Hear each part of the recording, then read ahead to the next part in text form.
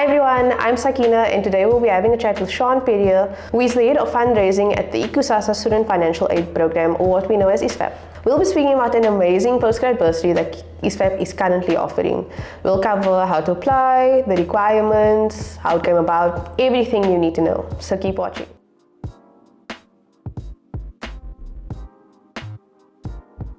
I'm going to be doing this interview with you today. Thank you for agreeing to do this interview with us and for giving us the time. Sure, pleasure. So would you like to introduce yourself? Yes, so my name is Shaun Perrier. I head up fundraising and strategy at Ikusasa Student Financial Aid Program. I'm one of the early execs that kickstarted ISFAP back in the day 6 years ago when we were trying to solve the challenges around financial aid for students coming from poor and missing middle income households. Cool. So can you maybe give our viewers just an introduction into ISFAP? We've done videos with you guys before, but just if it's first time viewers, just a quick overview of what ISFAP does. Yes, so ISFAP is based essentially a bursary provider. So we provide bursaries to students coming from poor and missing middle income households. We are a non-profit set up as a public benefit organization in 2017. We raise money from the private sector, government, foreign institutions, etc., and we assist students coming from poor backgrounds to assist them in getting financial aid. But we don't stop there. We provide wraparound support, which is so critical for a student's success, as we all know it. So we really fund tuition, accommodation, meals, transport, books, laptops, stipend, data, all of that. And we believe the wraparound support is a critical element to a student's success and performance at the university. We do fund for N degrees, which is in stipulated years of study. And we fund all critical skills across various industries and sectors in South Africa. We're currently funding 6 universities, which is UJ, UP, WITS, Stellenbosch, UCT, UKZN, that's 6. And then for the PG, we've obviously opened up a few other universities as well. So you just mentioned the PG. Can you guys have this amazing postgrad bursary on offer? Maybe can you tell us more about that?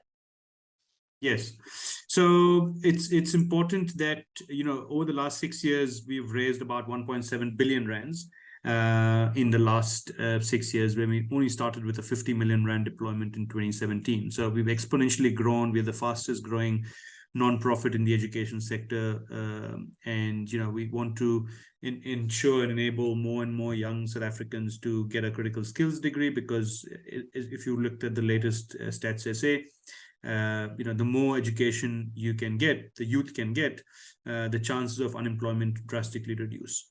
So under 10% of unemployed youth in this country between the age group of 18 to 35 have a graduation degree. So which clearly says that, if you are educated, the chance of you being unemployed is lower. And that goes further to postgraduate, which says that if you're a postgraduate student, if you've qualified in postgraduate studies, the chances of your unemployment even reduce further. So the higher you go in education across the levels, the chance of you being unemployed goes lower, purely because the more education you get, you can either become an entrepreneur, or you could companies are looking for students with critical skills, but they're also looking for students with skills that can complement their work environment. So we have a very low unemployment rate within our graduates, under 15% for graduates. And if you look at the national statistics, it's sitting at about 42% for the youth in that category, in that age group. So it was a no-brainer that after 6 years of funding undergraduate degrees, we wanted to get into postgrad in any case. And this year we did a pilot in 2023 with a small cohort of postgraduate students in partnership with the National Research Foundation. And I'll talk about that partnership because it's a very critical element of why we've brought postgraduates to the market. And so this next year, we're going into the postgraduate space in a big way with almost 250 students, which is quite a big number, funding in a year, given that this year we've piloted and we've bedded down some of the processes, applications, etc. And yeah, so it's exciting that we started off with postgraduates funding in 2024 in a big way. That's really cool. So are there specific courses that the bursary funds, or is it all courses? So in the undergrad space, it's most critical skills. In the postgrad space also it's critical skills. And the faculties that we're focusing on in the postgraduate space from next year is entrepreneurship, humanities, engineering, chartered accountancy, vocational training, and actuarial sciences. Okay. And across then the 7 universities that we've listed now. Yeah. So the 7 universities are WITS, UP, UJ, Stellenbosch, UCT, UKZN, Walter Sisulu, and NMU. Okay. Oh, cool. So did you say there's 250 bursaries available? So yeah, so that's in our postgrad. partnership with NRF. So from the private sector, we've got funding of 120 students. And then through our partnership, which is a public-private partnership with the National Research Foundation, we can double that, which is we've got matched funding from government. So for every rand that private sector invests into this fund, we have another rand coming in from government. So technically that 120 becomes 240, 250 students that we could actually cater for. Okay. And what requirements are there for people to qualify for the postgrad bursary? So I think the requirements are listed on the applications portal, but I think, in a sense, it's similar requirements that we have for undergrad, which means that the student has to be South African citizen. They have to finish their matric for undergrad, but in this case, they'd have to finish their undergrad degree with good marks. Obviously, we're looking for top performers, with good grades and good marks. I won't put a benchmark to it now, but obviously the best students would be chosen from a drop-down list. We're looking for students studying these critical sciences, these critical studies across the faculties that I mentioned, across those 7-8 universities that I talked about. They need to come from a poor and missing middle income household group. We're looking at males and females. We're looking at all race groups. So we're looking at Black, Indian, African, colored, white students as well. There's a limit of, I think, 15% on white students as well on that, and 85% max, which is max. We don't have to touch that max percentage, but there are it's across all race groups that are dispersed across the country. And yeah, I mean, they need to have registered for their postgraduate studies at the university of choice. They also need to make sure that they've submitted a CV, a motivation letter, and why should they get the bursary? What is their intention? What is their purpose? What do they want to achieve out of getting this bursary with ISFAP? Okay, cool. And then I know ISFAP is amazing with, it's not only about the fees, but it's about supporting a student on all fronts. So I know student support was mentioned, wraparound support. So what does the bursary cover, and what does ISFAP mean when they say they provide wraparound support to students? Yeah. So, I mean, if you look at it, we thought about this idea about wraparound support for postgraduate students. And it's not very different because we are looking to fund masters and honors students. And it's not very different from the wraparound support that we already provide to our undergrad students. If they are probably doctoral and postdoctoral students, the wraparound there is slightly much more different than your undergrad students. But I would say the wraparound involves things like mentorship, coaching, extra tutorials, academic support, additional financial support, accommodation support, peer-to-peer learning, giving back, having mentors at university campuses, getting accommodation benefits at res accommodation, being able to be work ready, write your CVs, resumes, etc. And really being things around financial literacy, how to manage money, when you etc. So it's a full mentorship / hand-holding / guardianship, if I can say, at the universities that we want to give to our students, because we believe a student coming from a difficult school, a public school, and a student coming from a Crawford school in Centon, you put them both studying actuarial science at WITS, one is already set for failure, because for him to cope and take that big leap from coming from school, from a disadvantaged school, to somebody who's already privileged, is setting him up for dropping out in the first year already.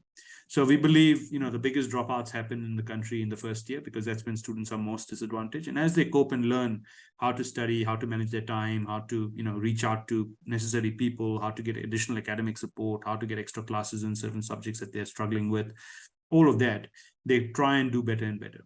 And so that's why we believe the major support comes in the first year. And then as you go into second, third, fourth year, you actually need lesser and lesser support, and then you actually can start giving back and becoming mentors to the first years. That first, so our support is not just about just giving, but also getting back from students who are in their final years of study, to give mentorship back to students that are joining the program.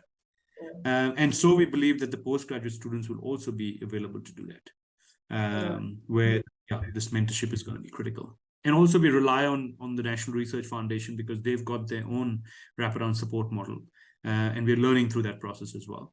So, we also will rely on them in terms of the wraparound support that they give to their students. Yeah, because postgrad is also, it's a lot of work, and even though it's not as many years as an undergrad degree, it's so much work pressed into like a short period of time.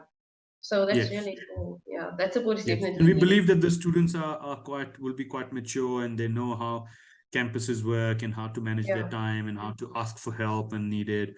So we believe that the wraparound support is slightly different, but it's not massively different from the undergraduate support that we already provide. And to provide the support, we have project managers at the university campuses that we've hired in conjunction with the universities.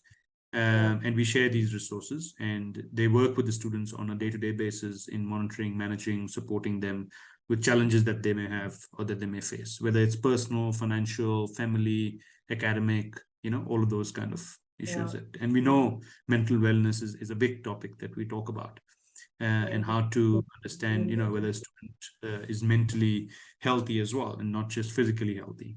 Yeah, exactly. Yeah, your program managers, so how are students able to access them? Like, are they stationed at campuses? Is it email? How does it work?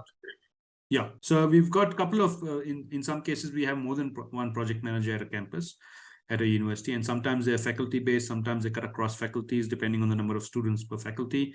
They're full-time positioned at the university campuses, so they're obviously face-to-face. They can meet with them, they can set up appointments with these project managers.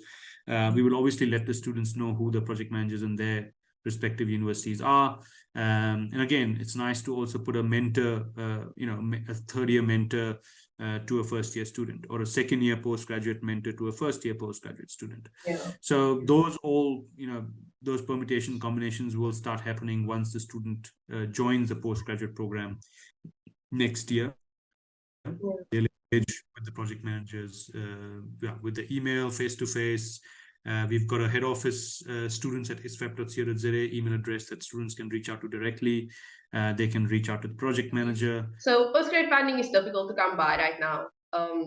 We always get inquiries from students saying what bursaries are for postgrad. It's very hard to come by, especially if you're not studying something like accounting or something. So how did ISFAP make it happen? How did ISFAP make this postgrad funding happen? Well, I mean, it's really about working with your partners, stakeholders, donors that you've been working with over the years. And I think, seeing that government funding is dropping, seeing that more households are under strain, seeing that, National Treasury has cut down almost 13 billion rands of a budget from NSFAS, which is a concern going into 2024, given that's its election year. Given that, we had learned a lot from the undergraduate funding model over the last 6 years, and together with the partnership with National Research Foundation in terms of meshed funding, we thought the timing was right to bring this offering to the table.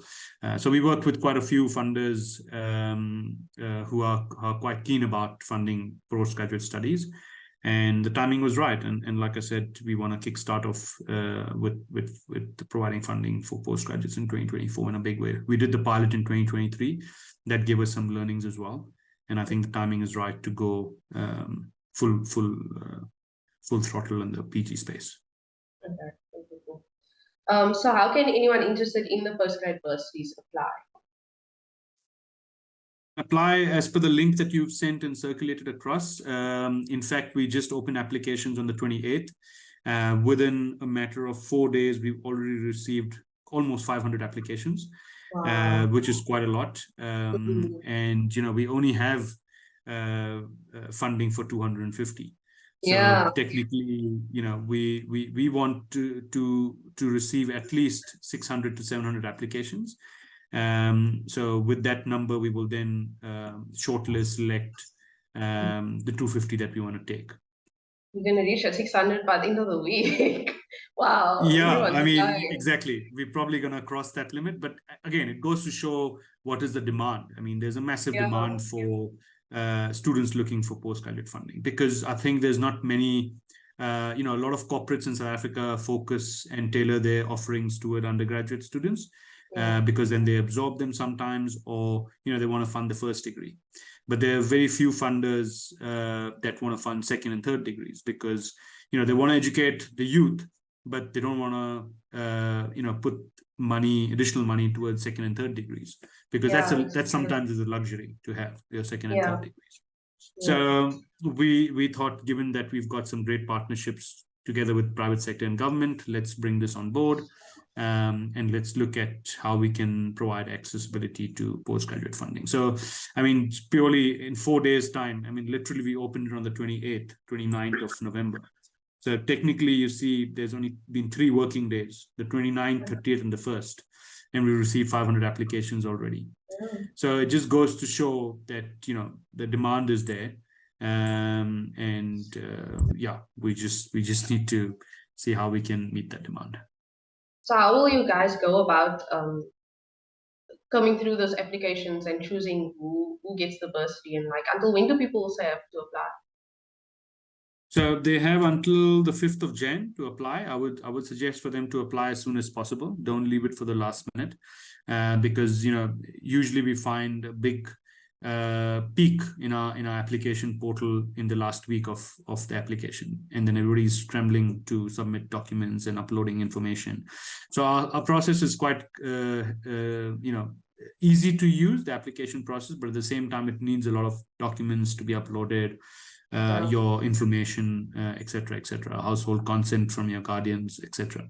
So there's a process to follow, and I would say don't leave it to the last minute till the 5th of Jan. Try and finish your applications as soon as possible. But yes, the selection criteria is quite strict. We obviously want to make sure that they comply with all the necessary requirements, whether it's household means testing capability, whether it is all their documents that they provide, like ID copies, proof of registration, you know, whether they've got accepted at the university, what course are they studying, which university they're studying at, if they're meeting the requirements from that point of view, what their undergraduate marks are like. So we obviously want to take the top achievers, because we want to make sure that these students are top achievers, but they also want to do very well in their postgraduate studies. So that's definitely, merit is definitely going to be a key criteria as well. And then obviously focus on those key faculties that we looked at. You mentioned that you guys are partnering with the NRF, which is the National Research Foundation. And I know, like NSFAS, if you go look for postgrad bursaries on the website, they say head to the NRF. So how did your partnership with the NRF come about? Yeah, so again, it's NRF funds postgraduates in itself, and NSFAS doesn't do second degrees, they do first degrees.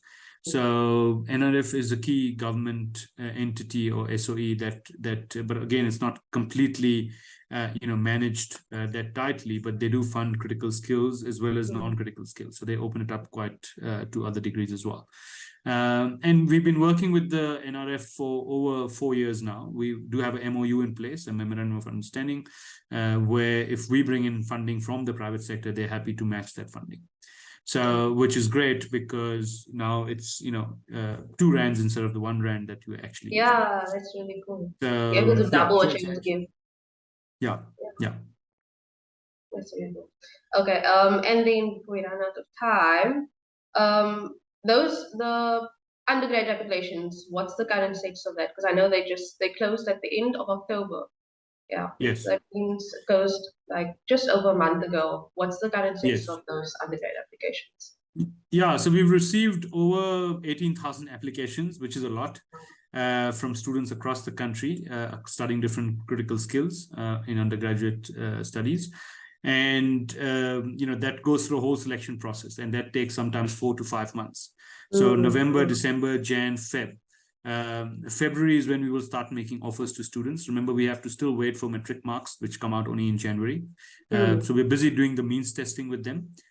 So we've got a very fact-based means testing capability where we don't rely on just salary slips and affidavits, because affidavits are easy to forge these days, and it can be quite fraudulent from a process point of view. So because we have the Banking Association on our board, we can actually go to all the banks in the country and understand, what household income do your guardians or your parents come from. So it's a very fact-based analysis. So it's currently undergoing means testing as we speak. We're going to get those results by December end. And then we're obviously going to look at your metric marks that come out, published by DHET in January. We get that directly from Department of Higher Education and Training. The process will start based on what funders want and donors want in terms of skills, race, gender, all of that. And then we match those the funding that we've received to the student applications that we've got. So we do that matching in January, beginning Feb, and then we'll make offers to students around mid-Feb, end of Feb, even sometimes goes into March, depending on last-minute funding that we get from donors and funders. So we've got some committed funding that we've received for 2024 already, but some conversations go into early 2024, and they'll say only in March that yes, we've got a budget of 5 million rand to spend, and then we start looking for students that match that requirement. Okay. And then how can students go about tracking their applications? This is now both for undergrad and postgrad. So, one is to contact the call center. We've got a call center that they can reach out to. There's a WhatsApp line as well that they can reach out to. I think those details are on our website. And then the email address, students@isfap.org.za, is another means to check. They can, so they can either call the call center, they can reach out through email or the WhatsApp line. But, there's no point contacting the call center every week. Because remember, we do all the checks and balances only by end of Jan, beginning Feb. So if you haven't heard from us by mid-Feb, then I would say reach out to us and say, okay, what has happened to my application? So there's no point flooding our call center, because then it just blocks our systems. Because again, we're a non-profit, we're limited people in the company. We're a bunch of 25, 30 people, and that's across all departments. So we don't have the capacity to answer 50 calls a day. 18,000 applications. If all those start contacting us, we'd be, snowed under by just calls and emails. So I would say my message would be to have patience till beginning Feb, mid-Feb, until you hear from us. We will reach out to you because we obviously have your contact details in terms of email addresses and phone numbers. But I think email address is the best way to keep checking in terms of any communication from ISFAP. Also, make sure your applications are fully completed. There are a lot of students that don't complete their applications or have not submitted certain documents, or have not given their consent forms, or have uploaded wrong documents or uncertified documents. So in all those cases, the application will be rejected. Because we have so many applications, that we have to make sure all requirements and criteria are met with. So my submission to the students would be to make sure your applications are submitted fully with all uploaded documents, certified documents, etc. Okay, cool. So students should not call and just be patient. Okay. But also make sure that the applications are fully submitted. Yes. All documents, certified documents. All documents are certified, whatever. Just follow the instructions on the application process, and just stick to the criteria that you need to apply with. Is there anything else that you would like students to know about ISFAP and what they're offering? No, I think we're very happy with the students that we fund. We've got a good throughput rates, and we want to make sure that we create a marketplace for students, not just to find financial aid, but also being able to get jobs in the event of once they graduate. So I think that's critical as well. We don't want to just fund unemployed graduates. We want to make sure that they're meaningfully employed and contributing to the economy of this country. Because every student that gets a job, the impact is to 7, 8 other people in their household and families. So we want to be part of that stack rather than just graduates, percentage graduates created. Keep working. Do your best and study well, and that's all what we want. This is all grant funding. So grant funding means that you don't have to pay the money back. All you need to do is mentor students back when you're in your final years, and give back, and potentially even start debit orders once you start getting your first check-in jobs when you can afford to. Okay, thank you for that wonderful message to students as well. And we always say thank you to ISFAP because you guys are really filling a major gap, and it's a major problem in South Africa that there's this group of students that just can't access funding. So Absolutely. thank you guys for all the work that you do, and thank you for agreeing to this interview with us. Pleasure. It was nice. Thanks. Thank you so much for watching our interview with Shaun Perrier from ISFAP. This postgrad bursary is an amazing opportunity, so apply as soon as you can, and then also share with anyone you know that's looking for postgrad funding. You can also hit our website for more details on the bursary and what ISFAP offers. Comment down below any questions you have, and don't forget to like this video and subscribe to our channel for more. Thanks for watching, and I'll see you soon.